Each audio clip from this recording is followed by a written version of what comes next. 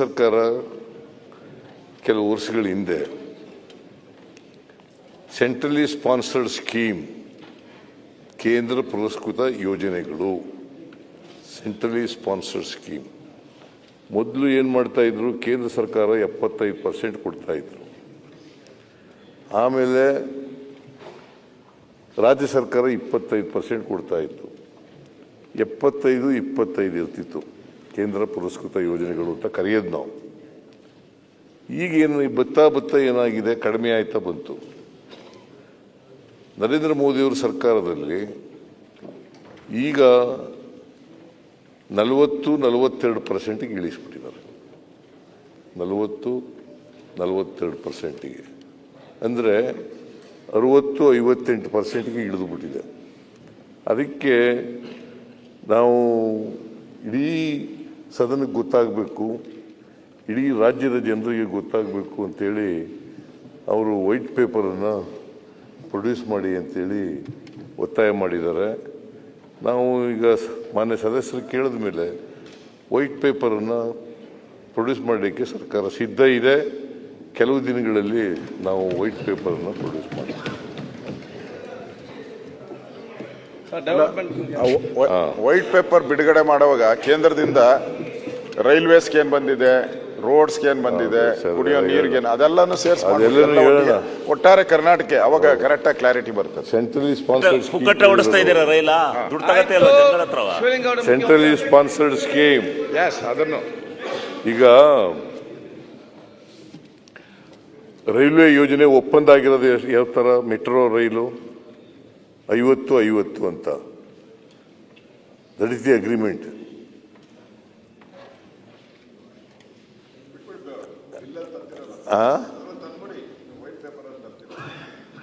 ಹೇಳದ್ ಬೇಡವಾ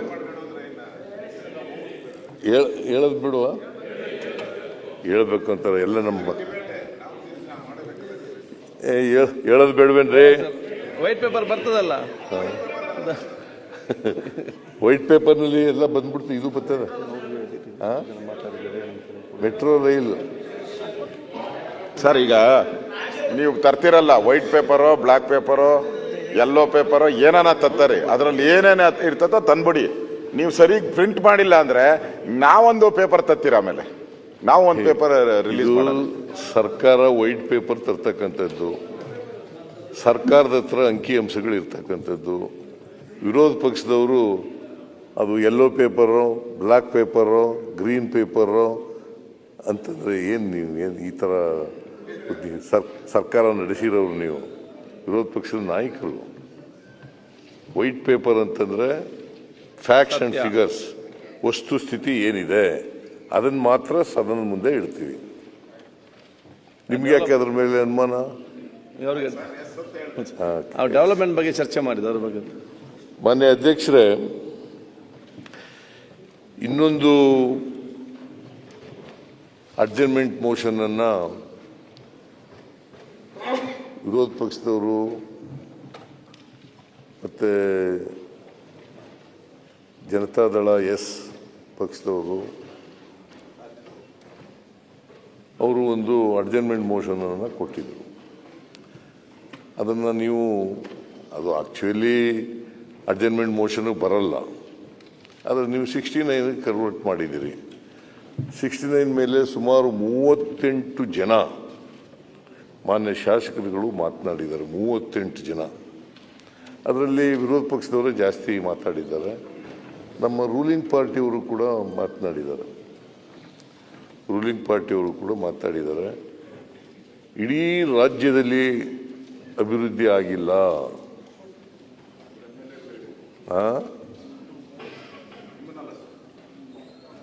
ಇಡೀ ರಾಜ್ಯದ ಅಭಿವೃದ್ಧಿ ಆಗಿಲ್ಲ ಅಂತ ಒಂದು. ಎರಡನೇದು, ಗ್ಯಾರಂಟಿ ಯೋಜನೆಗಳೆಲ್ಲ ನೀವು ಜಾರಿಗೆ ತಗೊಂಡ್ಬಂದಿರೋದ್ರಿಂದ ಅಭಿವೃದ್ಧಿ ಕುಂಠಿತ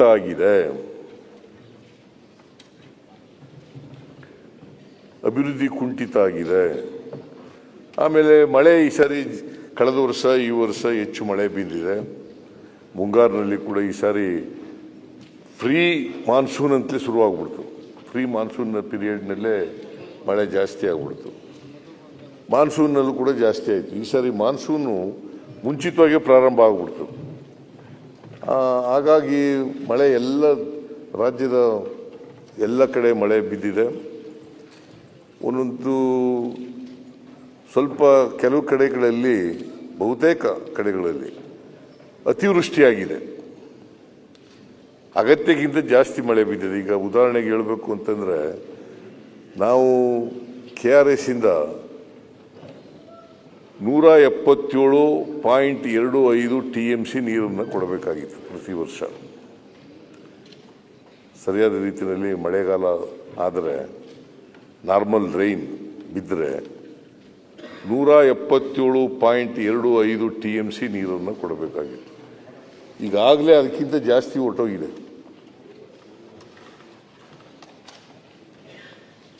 ನಾವು ಎಷ್ಟು ತಮಿಳುನಾಡು ಕೊಡಬೇಕಾಗಿತ್ತು ಅದಕ್ಕಿಂತ ಜಾಸ್ತಿ ಹೋಗಿದೆ. ಇನ್ನು ಬಂದ ನೀರೆಲ್ಲ, ಜಲಾಶಯ ತುಂಬಿ ಬಂದ ನೀರೆಲ್ಲ ತಮಿಳುನಾಡಿಗೆ ಹೋಗೋದು. ಅದಕ್ಕೋಸ್ಕರನೇ ಮೇಕೆದಾಟು ಯೋಜನೆಯನ್ನು ಮಾಡಬೇಕು ಅಂತ ಇದ್ದದ್ದು. ನಾವು ಮೇಕೆದಾಟು ಯಾಕೆ ಮಾಡಬೇಕು ಅಂತಂದರೆ, ಇಂಥ ಪರಿಸ್ಥಿತಿನಲ್ಲಿ ನಾವು ಒಂದು ಬ್ಯಾಲೆನ್ಸಿಂಗ್ ರಿಸರ್ವಾಯರ್ ಮಾಡಬೇಕಲ್ಲ. ಗೊತ್ತಿಲ್ಲ ತಮಿಳುನಾಡಿನವರು ಯಾಕೆ ವಿರೋಧ ಮಾಡ್ತಾ ಇದ್ದಾರೆ ಅಂತ ನನಗಂತೂ ಗೊತ್ತಿಲ್ಲ. ಅವರಿಗೆ 177.25 TMC ನೀರು ಅಷ್ಟಕ್ಕೆ ಮಾತ್ರ ಅವ್ರಿಗೆ ಹಕ್ಕುದಾರರು. ಟ್ರಿಬ್ಯುನಲ್ ಹೇಳಿರೋದು ಅಷ್ಟೇನೆ, ಸುಪ್ರೀಂ ಕೋರ್ಟ್ ಹೇಳಿರೋದು ಇದನ್ನೇ. ನಾವು ಮೇಕೆದಾಟು ಯೋಜನೆ ಮಾಡೋದ್ರಿಂದ ಸುಮಾರು 67 TMC ನೀರನ್ನು ಹಿಡಿದಿರ್ತೀವಿ ಮೇಕೆದಾಟುನಲ್ಲಿ. ಅದು ಕುಡಿಯೋ ನೀರಿಗೂ ಆಗ್ತದೆ. ಆಮೇಲೆ ಒಂದು ವೇಳೆ ಮರ ಅನಾವೃಷ್ಟಿ ಆದರೆ ಕರ್ನಾಟಕದಲ್ಲಿ ಈ ರಿಸರ್ವ್ ಮಳೆಗಾಲದಲ್ಲಿ ನೀರು ಬಂದಿರ್ತದಲ್ಲ, ಸೇಕರಣೆ ಮಾಡಿರ್ತೀವಲ್ಲ, ಅದನ್ನು ಬಿಡ್ಲಿಕ್ಕೂ ಕೂಡ ಅನುಕೂಲ ಆಗ್ತದೆ. ಒಂದು ವೇಳೆ 177 TMC 177.25 TMC ನೀರು ಕೊಡೋಕೆ ಆಗದೆ ಹೋದರೆ ಅದನ್ನು ಕೂಡ ಕೊಡ್ಲಿಕ್ಕೆ ಸಾಧ್ಯ ಆಗ್ತದೆ. ಅದರಿಂದ I don't think there will be no harm to Tamil Nadu. I don't know why they are opposing it. ಗೊತ್ತಿಲ್ಲ ನನಗೆ. ಸೊ ನಾನು ಈಗಲೂ ಅವರಲ್ಲಿ ಮನವಿ ಮಾಡ್ತೀನಿ, ಅಪೋಸ್ ಮಾಡೋದು ಬೇಡ. ಇದಕ್ಕೆ ಎರಡೂ ರಾಜ್ಯಗಳಿಗೆ ಅನುಕೂಲ ಆಗ್ತದೆ. ಸೊ ಅದನ್ನು ನಾನು ಹೆಚ್ಚಾಗಿ ಇದನ್ನು ಲಂಸಕ್ಕೆ ಹೋಗೋದಿಲ್ಲ. ನಾನು ಯಾಕೆ ಉದಾಹರಣೆಯಾಗಿ ಹೇಳಿದೆ ಅಂತಂದರೆ, ಈ ಸಾರಿ ಮಳೆ ಜಾಸ್ತಿ ಬಂದಿದೆ, ಜಲಾಶಯಗಳೆಲ್ಲ ತುಂಬಿದೆ. ಕಾವೇರಿ ಜಲಾಯನ ಪ್ರದೇಶ, ಕೃಷ್ಣ ಜಲಾಯನ ಪ್ರದೇಶ, ಗೋದಾವರಿ ಜಲಾಯನ ಪ್ರದೇಶ, ಎಲ್ಲ ಕಡೆಗಳು ಕೂಡ ಇವತ್ತು ಮಳೆ ಬಂದು ಎಲ್ಲ ಜಲಾಶಯಗಳು ಕೂಡ ತುಂಬಿದ್ದಾವೆ.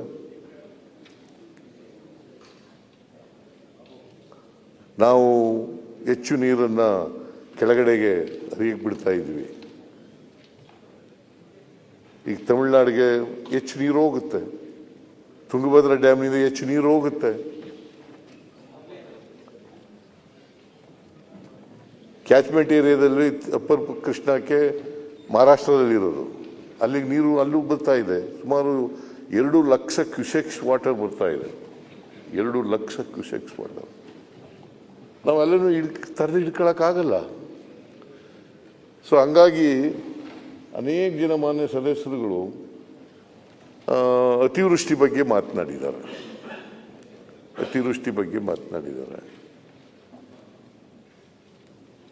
ಮತ್ತೆ ಬೆಳೆ ನಷ್ಟ ಆಗಿದೆ, ಜಾನುವಾರುಗಳಿಗೆ ನಷ್ಟ ಆಗಿದೆ, ಮನೆಗಳೆಲ್ಲ ಬಿದ್ದೋಗಿದ್ದಾವೆ ಅಂತೆಲ್ಲ ಭಾಳ ಜನ ಮಾತಾಡಿದ್ದಾರೆ.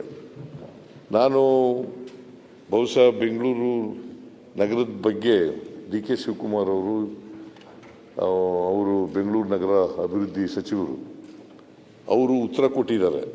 ಯಾಕಂತಂದರೆ ಹೆಚ್ಚಾಗಿ ಬೆಂಗಳೂರು ನಗರದ ಬಗ್ಗೆನೇ ಮಾನ್ಯ ಸದಸ್ಯರುಗಳು ಮಾತಾಡಿರೋದು. ಅವರು ಉತ್ತರ ಕೊಟ್ಟಿದ್ದಾರೆ, ನಾನು ಅದರ ಬಗ್ಗೆ ಮಾತಾಡೋಕ್ಕೆ ಹೋಗಲ್ಲ.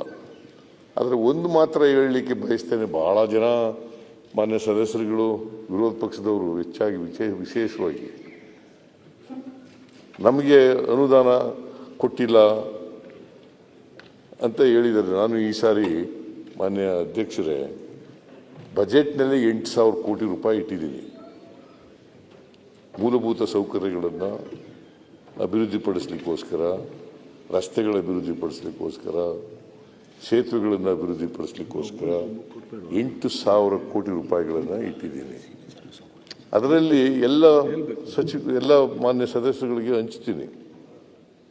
ಇವ್ರಿಗೆ ಅನುಮಾನ ಏನು ಅಂತಂದ್ರೆ ಇವರಿದ್ದಾಗ ಕೊಡಲಿಲ್ಲ, ನೀವು ಅಧಿಕಾರದಲ್ಲಿದ್ದಾಗ ಅಪೋಸಿಷನ್ ಅವ್ರಿಗೆ ಸರಿಯಾಗಿ ಕೊಡಲಿಲ್ಲ. ಬೆಂಗಳೂರಿನಲ್ಲೆಲ್ಲ ಕೊಟ್ಟಿರ್ಬೋದು ನೀವು. ಬೆಳಗಾವಿಗೆ ಕೊಟ್ಟಿದ್ದೀರಲ್ಲ, ಅದೊಂದು ಲೆಕ್ಕ ತಗೊಂಬಿಡಿ ಸಾಕು. ಬೆಳಗಾವಿಗೆ ಕೊಟ್ಟಿರೋದು ಒಂದೇ ಒಂದು ಲೆಕ್ಕ ತಗೊಳ್ಳಿ. ಏನ್ ಬೆಳಗಾವಿಗೆ ಅನುದಾನ ಕೊಟ್ಟಿದ್ದೀರಲ್ಲ ನಮ್ಮ ಸರ್ಕಾರ ಇದ್ದಾಗ, ಅದೊಂದು ಲೆಕ್ಕ ತಗೊಳ್ಳಿ ಅಂದೆ. ಏನಪ್ಪಾ ನಿಮ್ಗೆಲ್ಲ ಕೊಟ್ಟಿದ್ದಾರೆ? ನಮಗೆ ಕೊಟ್ಟಿದ್ದನ್ನ ಕ್ಯಾನ್ಸಲ್ ಮಾಡ್ಬಿಟ್ಟು ಏನ್ ಕೊಡ್ಲಿಲ್ಲ. ಬಿಜೆಪಿ ಶಾಸಕರಿಗೆ ಕೊಟ್ಟಿದ್ದಾರೆ, ರೆಕಾರ್ಡ್ ಇದೆ ಸರ್. ಅದು ಏನ್ರಿ ಸರ್ಕಾರ ಸರ್, ನಮ್ಮ ಸರ್ಕಾರ ಇದ್ದಾಗ ಕೊಟ್ಟಿದ್ದನ್ನ ನಮ್ಮ ಸರ್ಕಾರ ಬಿದ್ದೋದ್ಮೇಲೆ ನಮ್ಗೆ ಕೊಟ್ಟಿದ್ದನ್ನೆಲ್ಲ ಕಿತ್ಕೊಂಡ್ಬಿಟ್ರು. ಈಗ ವಾದ ಬೇಡ ಸರ್. ಈಗ ಅಲ್ಲ, ಅವ್ರು ಹೇಳಿದ್ದಾರೆ ನನಗೆ ಎರಡು ವರ್ಷ ಆಯ್ತು, 2 ವರ್ಷದಿಂದ 20 ಕೋಟಿ ಕೊಟ್ಟಿದ್ದೀರಾ. ನಾನು ಜಾರ್ಜ್ಗೆ ಎಷ್ಟು ಕೊಟ್ಟಿದ್ದೀನಿ ಕೇಳಿ. 2 ವರ್ಷದಲ್ಲಿ 20 ಕೋಟಿ ನನ್ಗೆ ಬಂದಿರೋದು. ಜಾರ್ಜ್ಗೆ ಎಷ್ಟು ಕೊಟ್ಟಿದ್ದೀನಿ ಕೇಳಿ. ಈಗ ಅವ್ರಿಗೆ ಎಷ್ಟು ಕೊಟ್ಟಿಲ್ಲ ಹೇಳಿ. ಮೋರ್ ದೆನ್ 60 ಕ್ರೋರ್ಸ್ ಮೇಲೆ ಕೊಟ್ಟಿದ್ದೀನಿ. ಆಮೇಲೆ ಸ್ಟಾರ್ ಮೋಟರ್ಗೆ 40 ಕೋಟಿ.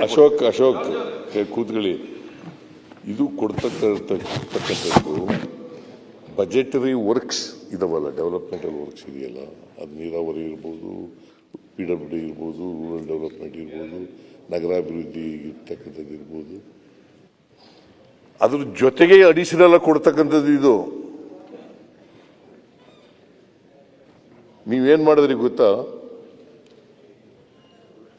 2,70,000 ಕೋಟಿ ರೂಪಾಯಿ ಹಣ ಇಲ್ದೇನೆ ಮಂಜೂರು ಮಾಡಿಬಿಟ್ರಿ, ಟೆಂಡರ್ ಕರೆದ್ಬಿಟ್ರಿ.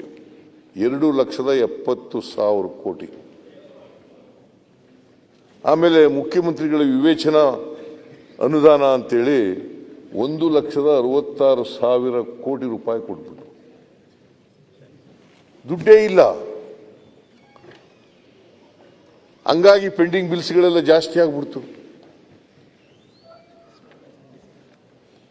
ನಮಗೆ ಕಾಂಟ್ರಾಕ್ಟರ್ಸ್ ಅಸೋಸಿಯೇಷನ್ ಅವರು ನಮಗೆ ಬಿಲ್ ಪಾವತಿ ಮಾಡಿಲ್ಲ ಅಂತ ಹೇಳಕ್ ಶುರು ಮಾಡ್ಬಿಟ್ಟು, ನೀವು ಮಾಡಿದ ತಪ್ಪಿನಿಂದ ಇವತ್ತು ನಾವು ಅನುಭವಿಸಬೇಕಾದಂಥ ಪರಿಸ್ಥಿತಿ ಇದೆ. ಈ ತಪ್ಪಿನಿಂದ ನಮಗೆ ಗ್ಯಾರಂಟಿ ಯೋಜನೆಗಳನ್ನು ಮಾಡೋದ್ರಿಂದ ಹಣದ ಮುಗ್ಗಟ್ಟಾಗಿಲ್ಲ, ಹಣದ ಕೊರತೆ ಆಗಿಲ್ಲ.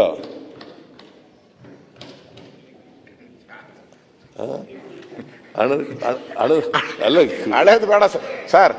ನೀವು ಬಿಟ್ಟೋದಾಗ ನೀವು ಜನತಾ ದಳ ಇದ್ರಲ್ಲ ಸರ್ಕಾರ, ಅವಾಗ ಎಷ್ಟು ನಾವು ಸಾಲ ಮಾಡಕ್ಕೆ ಹೋಗಿರ್ಲಿಲ್ಲ.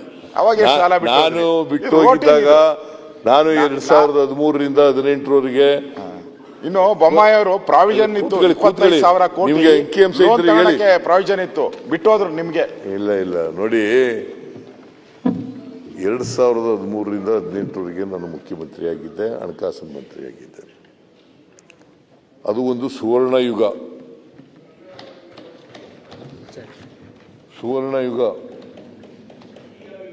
ಆ 5 ವರ್ಷ ಇತ್ತಲ್ಲ ಅವಧಿ, ಆಗ ದುಡ್ಡಿಗೆ ತೊಂದರೆನೇ ಇರಲಿಲ್ಲ. ಈಗ ಯಾಕೆ ದುಡ್ಡಿಗೆ ತೊಂದರೆ ಆಗಿದೆ ಅಂತಂದ್ರೆ, ಒಂದು ಇವರು ದುಡ್ಡಿಲ್ದೇನೆ ಮಂಜೂರು ಮಾಡಿದ್ದು,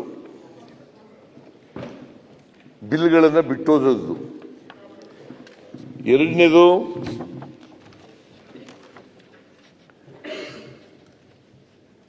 ಎರಡನೇದು, ಇವರು ಬಿಲ್ ಪೇ ಮಾಡಿಬಿಟ್ಟಿದ್ರೆ ಅಥವಾ ರೀಸನಬಲ್ ಆಗಿ ಇಟ್ಬಿಟ್ಟಿದ್ರೆ ನಮಗೆ ತೊಂದರೆ ಆಯ್ತಿರ್ಲಿಲ್ಲ. ರೀಸನಬಲ್ ಇಡ್ಲೇ ಇಲ್ಲ. ಬಸವರಾಜ ಬೊಮ್ಮಾಯಿ ಅವರು ಮುಖ್ಯಮಂತ್ರಿ ಆಗಿದ್ದಾಗ ಎಲ್ಲ MLAಗಳಿಗೂ ಬರೆದು ಕೊಡದೆ, ರೂಲಿಂಗ್ ಪಾರ್ಟಿ ಅವರಿಗೆಲ್ಲ ಬರೆದು ಕೊಡದೆ. ಗೊತ್ತಾಯ್ತಾ ಸುರೇಶ್ ಗೌಡ? ತಿಳ್ಕೊ ನೀನು ಸ್ವಲ್ಪ. ಸರ್, ಅವ್ರದ್ದು ಮಾಡಿದ ತಪ್ಪಿಗೆ ನಮ್ಗೆ ಯಾಕೆ ಪನಿಷ್ಮೆಂಟ್ ಸರ್? ನಮ್ಮ ಪಾರ್ಟಿಯವರು ಮಾಡಿರ್ಬೋದು, ನಮ್ಗೆ ಯಾಕೆ ಪನಿಷ್ಮೆಂಟ್? ಹೇಳ್ತಿದ್ದಿಲ್ಲ ನೆನ್ನೆ ಹೇಳ್ತಿದ್ಯಲ್ಲ ಸರ ನಿಮಗೂ ಬದಾಮಿ ಎಲ್ಲರೂ ಕೊಟ್ಟಾರಲ್ಲ ನಮ್ಮವರಿಬ್ರು ಬದಾಮಿಗೆ ನಿಮಗೂ ಸಾಕಟ್ಟು ಕೊಟ್ಟಾರ ಆಯ್ತು ನಮ್ಮವರಿಬ್ರು. ಕೂತ್ಕೊಳ್ರಿ ನೀವು ಪಕ್ಷದಿಂದ ಎಕ್ಸ್ಪೆಲ್ ಆಗಿದ್ದೀರಿ ಕೂತ್ಕೊಳ್ಳಿ. ಅಲ್ಲ ಎಕ್ಸ್ಪೈಲ್ ಆದ್ರೆ ಏನ್ ಸರ್ ಅದಕ್ಕೆ ನೀವ್ ಯಾಕೆ ಬೈತೀರಾ? ಅಲ್ಲ ಅವ್ರು ಸರ್ ಅವ್ರ ಎಕ್ಸ್ಪೈಲ್ ಆಗಿ ನೀವ್ ಯಾಕೆ ಹೇಳ್ತೀರಾ ಸರ್? ಅಲ್ಲ ಪಾರ್ಟಿಯಿಂದ ಎಕ್ಸ್ಪೈರ್ ಅವರು ಶಾಸಕರು ಅದಾರ. ಮಂತ್ರಿಗಳ ನಿಮ್ಮನ್ನು ದೇವೇಗೌಡರು ಎಕ್ಸ್ಪೆಲ್ ಮಾಡಿದ್ರಲ್ಲ,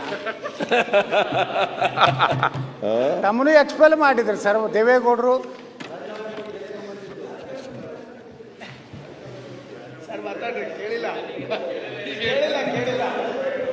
ಸನ್ಮಾನ್ಯ ಮುಖ್ಯಮಂತ್ರಿಗಳೇ, ತಮ್ಮನು ಸಹ ಅಹಿಂದ. ಹೆಚ್ಚಿನ ವಿಡಿಯೋಗಳಿಗೆ ಪ್ರತಿಧ್ವನಿ ಯೂಟ್ಯೂಬ್ ಚಾನೆಲ್ ಸಬ್ಸ್ಕ್ರೈಬ್ ಮಾಡಿ, ಬೆಲ್ ಐಕಾನ್ ಕ್ಲಿಕ್ ಮಾಡಿ.